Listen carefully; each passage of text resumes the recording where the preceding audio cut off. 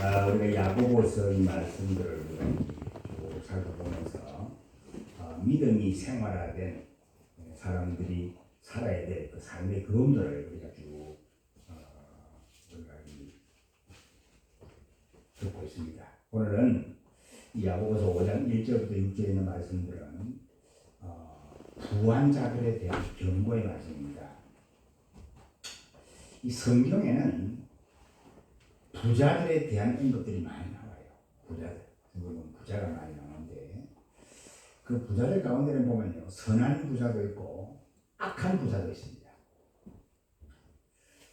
선한 부자는 어떤 사람이냐? 정직하게 돈을 법니다. 물론 뭐 하나님께서 주신 것이지만 정직하게 열심히 일해서 수익을 얻게 되고 또 그것을 옳은 일에 사용합니다.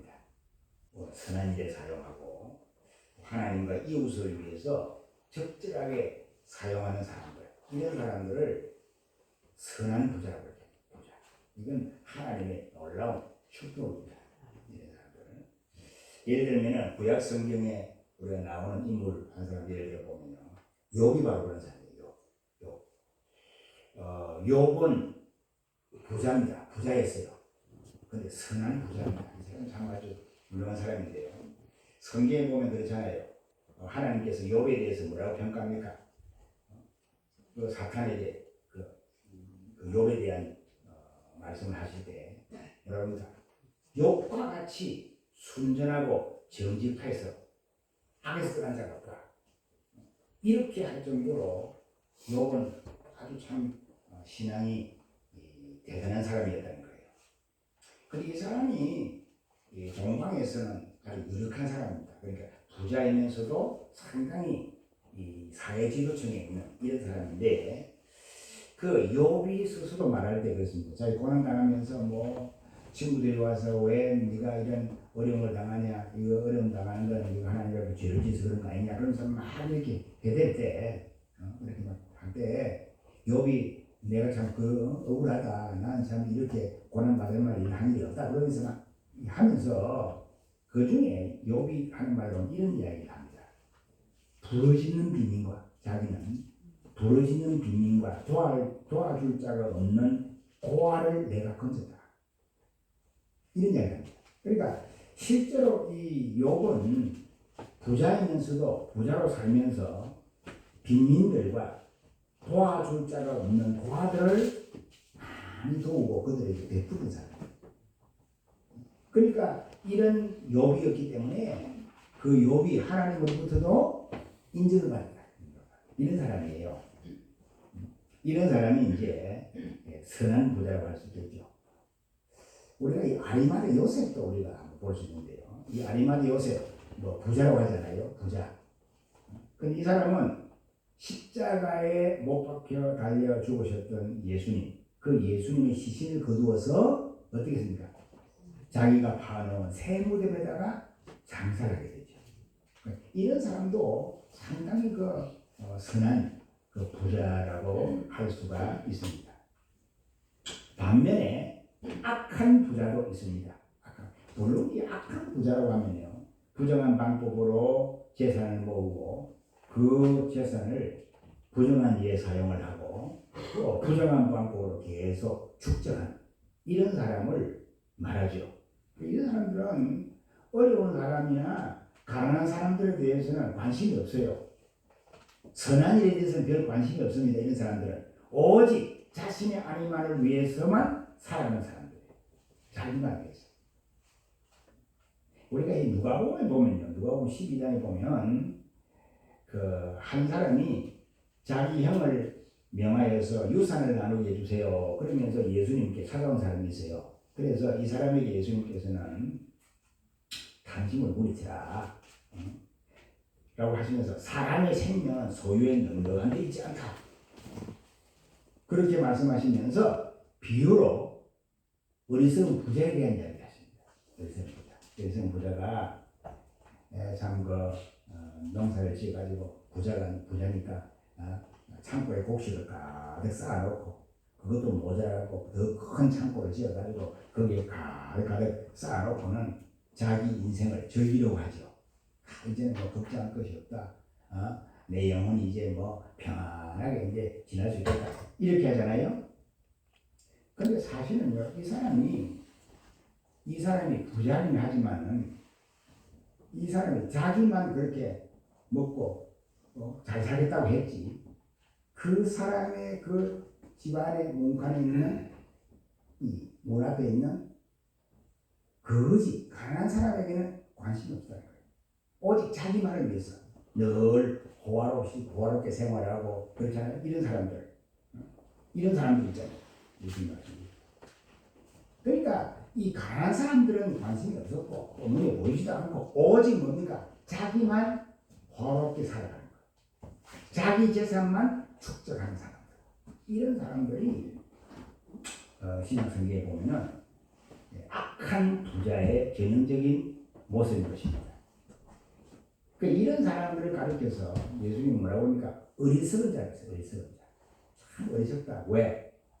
아무리 쌓아놔도 결국은 그 생명은 하나님의 손에 있고 하나님이 그 생명을 거두어가면 쌓아놓은 것이 무엇이 되느냐는 거예요. 아무 소용이 없다는 거예요.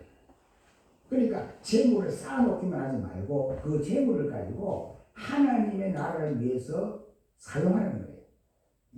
또 하나님이 원하시는 선한 사업을 위해서 다 써야 되지. 그거를 자기만을 위해서 쌓아놓고 사는 사람은 바로 어리석은 사람이다. 그렇게 말했어요.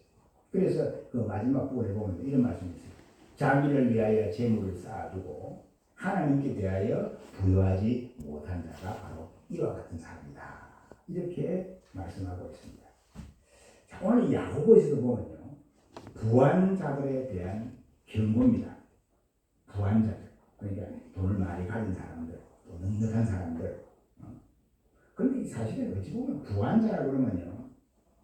우리가 어떻게 생각해 보면 부자들, 돈 많고, 재산 많고, 이런 사람들만 연상하지만 여기에 부한자들이라고 할 때요.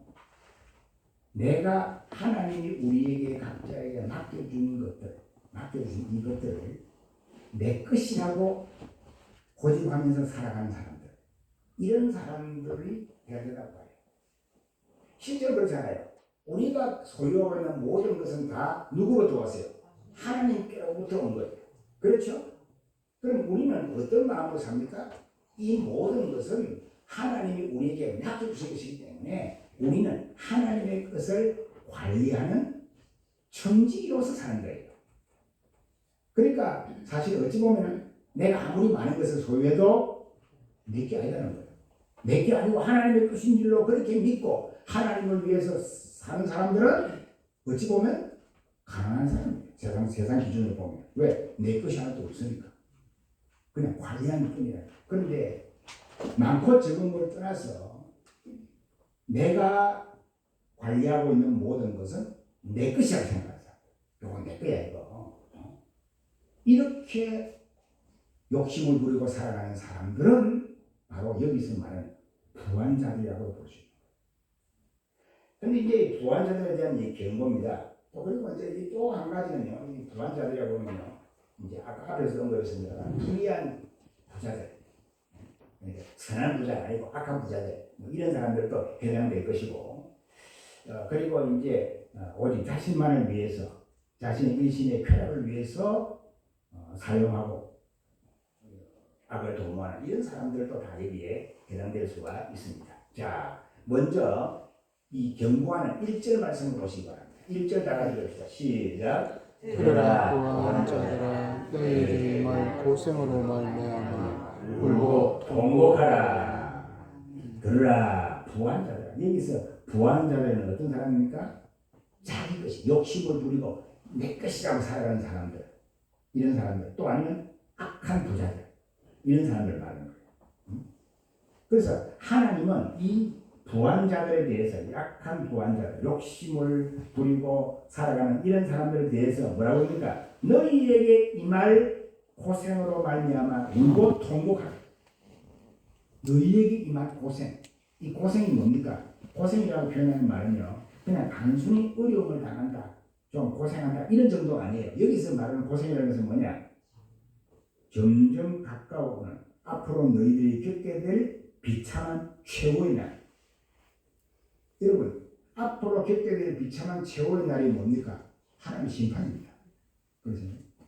그러니까 이런 거로 인해서 너희들이 정말 하나님의 심판을 받게 될 것이니까 여기에 울고 통곡하라. 울고 통곡하라. 울고 통곡하는 뭡니까? 무슨 말이겠어요 이게? 회개하는 거예요. 지금 너희들이 이렇게 부유함 때문에 욕심을 부리고 지금 참 안전하게 편하게 잘 살겠다고 너희들이 하지만 그러나 하나님의 뜻을 거르치고 살아가는 너희들은 반드시 앞으로 하나님의 심판이 있을 거다. 그러니까 빨리 이런 사람들은 회개하라. 울고 통고하고 회개하라. 그런 의미라고 볼 수가 있습니다. 사실 보통 사람들은요, 자신의 미래를 내다보지 못하거나 앞으로 어떤 결과가 자신에게 닥칠지를 생각하지 않고 오늘만을 위해서 사는 사람들 대부분입니다.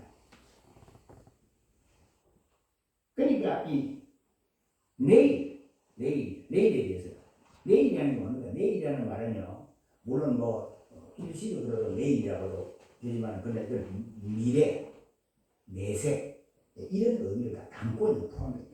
그러니까 사실 우리가 앞으로 우리의 그 미래나 내세에 대한 이런 부분에 대한 관심은 가지지 않고 오직 현실적인 이 세상에서의 생활에만 관심을 가지고 살아가는 사람들이 대부분이라는 거예요. 여러분 한번 생각해 보세요. 우리가 이 세상을 살아가더라도 얼마나 살겠습니까? 모세 기도 가운데 있는 말씀대로 인생이 70이요 강건하면 80이라고. 그걸 요새 말을 조금 바꿔서 우리가 고백해 보면요, 인생이 80이요 강건하면 90이라도. 그럴 수 있어요. 요새 또 이제 다 건강하니까 그러잖아요. 요새 그러시더라고. 보니까 보통 인생은 70부터다 다 이래 이야기해요. 옛날 70은요, 우리 어릴 때 70만 봐. 70 되면 정말 할아버지 좀 있어도 노인 중에 상놈입니다. 참 그렇잖아요. 요즘은 여러분 70 하면은 청년에 갑니다. 그렇잖아요. 70이 청년이면 80은 뭡니까? 중년이죠. 그렇잖아요. 그럼 90은 뭡니까? 90쯤 되면 이제 노년 이렇게 올 정도로 요즘은 이렇게 건강하지 않습니까? 그런데 여러분 중요한 것은요, 우리가 관심을 가질 것은 오늘이 아니라는 거예요. 오늘의 현실이 아니라는 거예요. 우리에게 닥칠 미래의 세대를 바라보는 거예요. 미래. 우리가 하나님의 앞에 서야 될 그 미래, 내세를 한번 생각해 보며 살아가는 거예요. 그런데 오늘날 많은 사람들은 그것에 대해서는 관심이 별로 없어요. 그냥 현실에서만, 이 현실에서 얼마만큼 내가 잘 먹고 잘 살아야 되느냐, 여기만 관심이 많은 거예요. 그러다 보니까 앞으로 나중에 장차 하나님이 심판이 임하게 될 때에 그날 참 고생할, 여기서 참 말이 고생이라는 표현을 썼지, 하나님의 심판이 얼마나 참 무섭겠습니까? 그런 것은 전혀 생각하지 않고 살고 있다는 거예요. 그래서 우리가 인생을 살아가는 동안에 물론 오늘의 생활에도 우리가 충실하고 열심히 살아야 되지만, 그러나 오늘에만 아니라 앞으로 우리에게 닥칠 미래와 내세의 삶을 생각하면서 살아야 된다. 그래서 우리가 이 땅에 살아가는 동안에 우리가 뭐든지 하나님의 청지기로서의 삶을 충실하게 살아야 된다는 것을 오늘 이 말씀에서 우리에게 경고하고 있는 것입니다. 만약에 오늘 우리 자신이 어떻게 내가 살아가는지, 내가 정말 하나님의 정직이로서 살아가는지, 아니면 그냥 내 욕심을 위해서 나의 그냥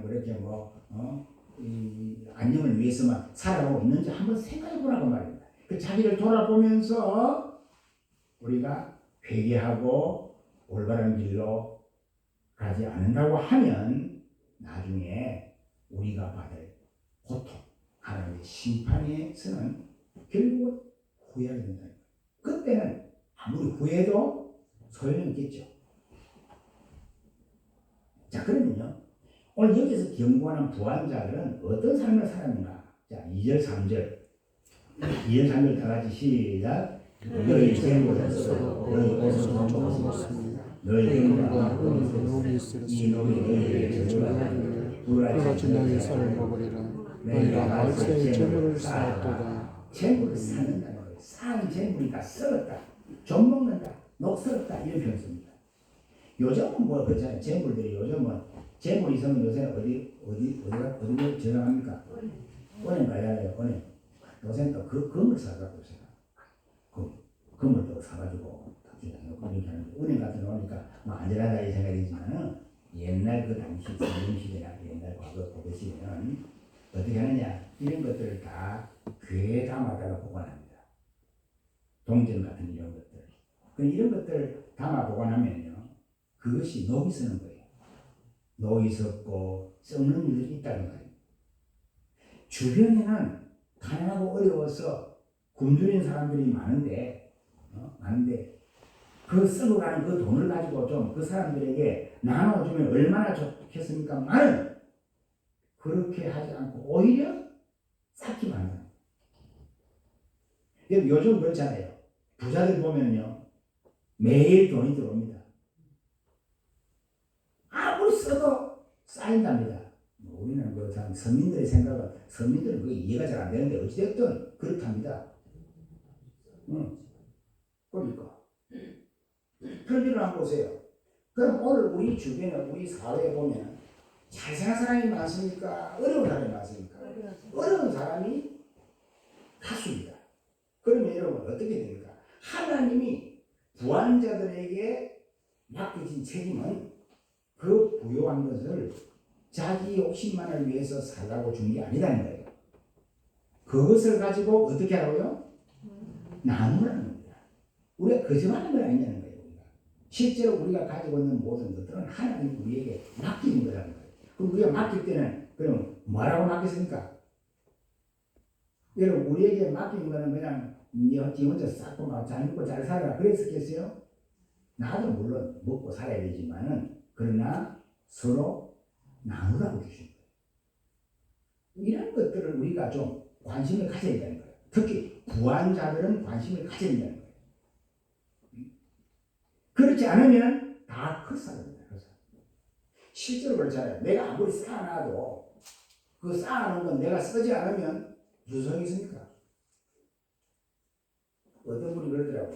그러니까 어떤 사람은 돈이 많아가지고 많이 쌓아놨다. 있는데 자기는 아주 가난한 사람같이 산다는 거예요. 얼마나 이렇게 어리석습니까? 그러다 그러면 쌓아놓은 건 누구 거 되겠습니까? 자기는 하나 써보지도 못하고 다 엉뚱한 사람이잖아요. 그래서 이 재산 관리라고 하는 것은 재물 관리는 하나님이 나에게 맡겨주신 것은 내가 가장 선한 일을 위해서 다 쓰고 하나님 앞에 가는 것이 그게 답입니다. 그게 옳은 일이에요. 여러분들이 얼마나 가지고 있나 모르겠지만은 그렇잖아요. 저도 그렇고 여러분들 얼마나 있는지 모르겠지만 우리는 우리가 하여튼 우리에게 주신 것은 주님 부르실 때까지 주님의 나라와 주님이 원하시는 선한 일을 위해서 다 쓰고 가시기를 바랍니다. 한번 해보라고 계획을 그래 한번 세보세요. 계획을 세보라.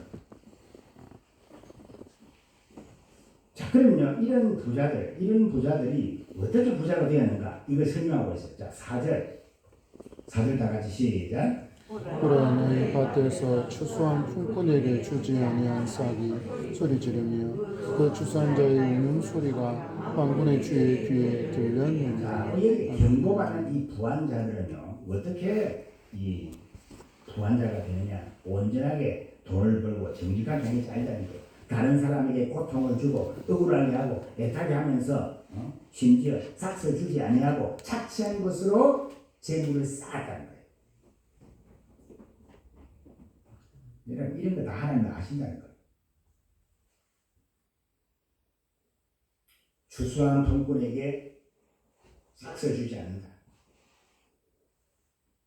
그 성경에 보면요, 이 싹꾼들이 일을 하게 되면은 그날 일한 것은 그날 주어라. 그 하나님께서 그렇게 뜸히 계명으로 명령을 했어요. 왜 그랬을까요? 가난한 사람들은 매일 먹고 살아야 돼요. 그럼 내가 일했으면은 그 일한 대가를 줘야 돼요.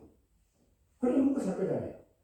근데 왜 안 이루고 이걸 미루고 내줄게, 모레 줄게, 한 달 뒤에 줄게 이래놓고 빼먹고 안 되는 거 미루고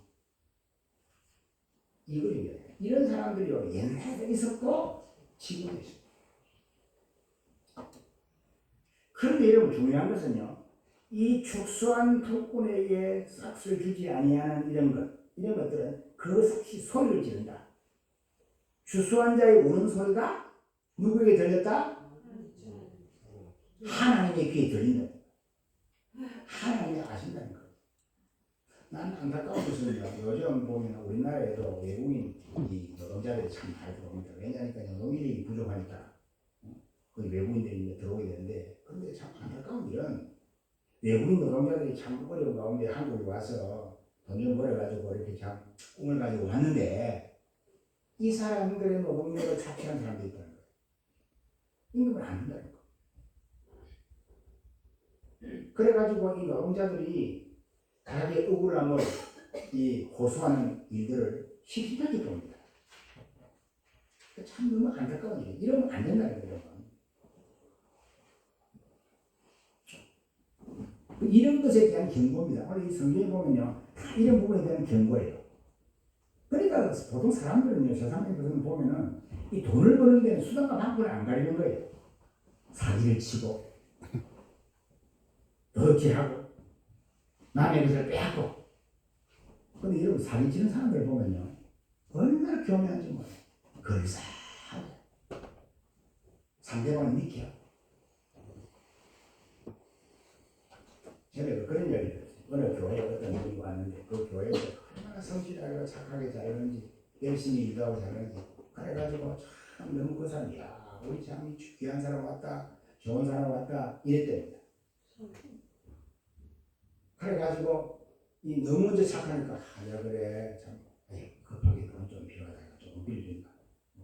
그때 내가 내 좀 이자 내줄게. 그 다음에 또 신용이 얼마나 좋은지요.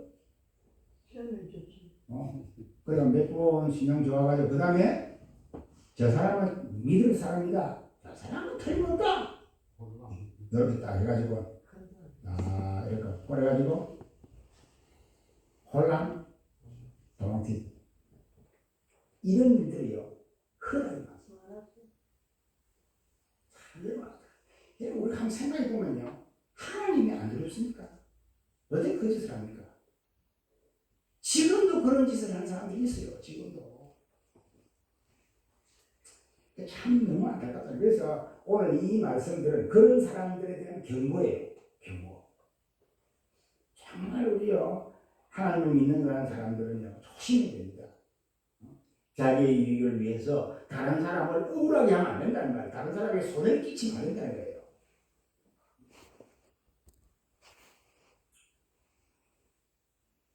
그래서 우리가 만약에 다른 사람에게 손해를 끼치거나 억울하게 하면 반드시 하나님으로부터 심판을 받게 된다. 심판을 받게 된다. 이걸 꼭 명심해야 됩니다. 우리는 이제 교인들 중에 가끔 그런 이야기를 한다고. 옛날에 내가 아무리한테 어려워가지고 내가 돈을 막 빌리는데 그러면 또 내려요. 아니 이렇게 말하는 분들이 들어있어요. 물론 어려우면요, 꼬을 수 있잖아요. 그 자체를 말하는 게 아니에요. 꼬었으면요, 그 다음에는 갚을 수 있어야 되잖아요. 내가 다 모아보면은 조금씩이라도 내 형편대로 그렇게 해서 서로 등지는 일이 없어야 된다. 이런 거예요. 그러니까 이런 것들도 우리가 참 믿음 하나님을 믿는 성도들에게 있어서 여러 가지 적용되어야 될 그런 말씀이라고 할 수가 있습니다.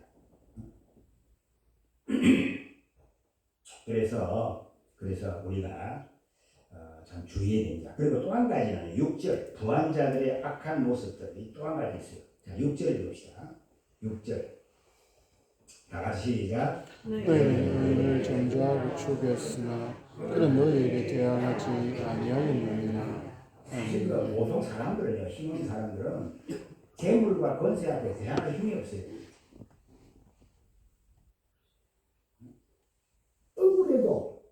억울하게 당해도 참아질 때 해요. 그렇잖아요. 힘이 없으니까. 그래서 권세 가진 사람이나 재물을 가진 사람들은 기고만장해가지고 오히려 약자들을 괴롭히는 일들이 있다. 전에 이런 그런 말 있잖아요. 유전무죄, 무전유죄 그런 말이 있잖아요. 전에 돈 있는 사람들은 어떻게 백을 써가지고 나오고 권력이 있고 돈이 없는 사람들은 그냥 뭐 힘이 없으니까 억울한 옥살이 하기도 하고 있는 덮어 쓰기도 하고 그게 오늘 현실 속에서도 얼마나 일어난 일들이에요. 죄를 지으면 마땅히 벌을 받아야 되지만 돈이 있으니까 변호사 깜깜한 변호사 많이 돈 주고 세워가지고 변호를 하는 거예요. 변호하는 논리를 보면요 참 기가 막힙니다. 저는 물론 변호사들은 그 변호하는 일이 자기 본업이지만은 그러나 죄가 있는 사람을 죄 없는 것처럼 포장하고 하는 것은 나는 정말 그건 해서는 안 되리라고 봐요. 그런데 오늘날 여러분 권력 있는 사람이 돈 있는 사람들은 그렇게 하는 일이 비일비재라는 거예요. 하나님이 이런 자들에 대한 경고입니다. 경고. 그래서 우리 예수 믿는 사람들은요 절대로 이렇게 해서는 안 된다는 거예요. 이렇게 안 된다. 그래서 우리 성도들은 우리가 가진 재물이나 권세나 지식이나 재능이나 이런 모든 것들은 하나님이 우리에게 맡겨주신 것이고 뭘 위해서? 하나님의 나라와 그 영광을 위해서 맡겨주신 것이다. 그래서 그것을 주님의 나라와 그 영광을 위해서 사용하면서 복음을 위해서 사용하고 또 이웃을 위해서 사용할 줄 알아야 되는 거예요. 사실 그렇잖아요. 우리가 옛날 가난하고 먹을 게 없고 할 때 참 힘들잖아요. 그런데 하나님께서 은혜를 주셔가지고 오늘날 우리는 가난을 면하고 배부르게 먹고 삽니다.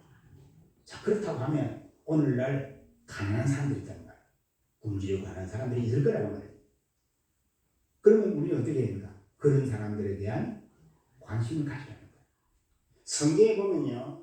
그 이스라엘 백성들에게 하나님께서 그 고아와 과부들 또 나그네들을 잘 돌아봐라 이런 말씀 있잖아요. 그렇잖아요. 명령했잖아요. 그러면서 뭐라 그러니까 너희들도 전에 나그네 되지 않냐. 너희들도 과거에 애굽에서 종이 돼가지고 고생을 했고 또 여러 가지 나그네로 이렇게 살았지 않냐. 그러니까 이제 너희가 은혜 받고 안정된 생활했으니까 지금 너희 주변에 있는 나그네나 어려운 사람들을 돌아봐야 된다. 이겁니다. 그저 받은 은혜는 그저 주라냐. 그래서 오늘 저도 여러분들도 우리에게 주어진 것이 하나님이 우리에게 주신 것이 뭔지를 한번 잘 돌아보시고 그래서 그것을 통해서 내가 가지고 하나님이 나에게 주신 것이 뭔지 한번 잘 돌아보시고 그래서 우리가 이것을 그냥 나를 위해서만 움켜쥐지 말고 그리스도와 그의 몸된 교회를 위해서 주님의 나라와 복음을 위해서 선한 일을 위해서 기꺼이 내어놓을 수 있는 그런 용기가 있어야 된다. 참 그 신앙 감정들을 보면요, 참 우리가 이 본받아를 갖는데 참 많이 있어요. 그래서 오늘 저도 여러분들도 우리가 이제 인생을 살아갈 때 남은 이제 인생을 살아가는 동안에 얼마가 될지는 모르지만 그 남은 인생을 살아가는 동안에 하나님으로부터 거저받은 그 은혜와 사랑과 하나님 주시는 복 그것을 이제 주님의 나라와 그 영광을 위해서 잘 사용하고 또 함께 나누는 그런 신앙생활이 될 수 있기를 바랍니다. 그리고 미래의 영광을 바라야 된다는 거예요. 미래 주님 앞에 설 그날 주님 앞에 설 그날 우리가 참 하나님으로부터 받은 그저 받은 은혜와 사랑을 나누면서 그리스도의 몸된 교회와 복음을 위해서 우리가 참 잘 그 사용하고 본분을 다 한다고 하면 나중에 이제 미래에 우리가 하나님 앞에 설 거지 않습니까? 선 그날 하나님으로부터 어떤 말을 들으면 좋겠습니까? 잘하였도다 착하고 충성된 종아. 여러분 다 그런 말 들으면 좋겠어요. 그런 말 듣는 여러분들의 신앙생활이 될 수 있기를 바랍니다. 아버지여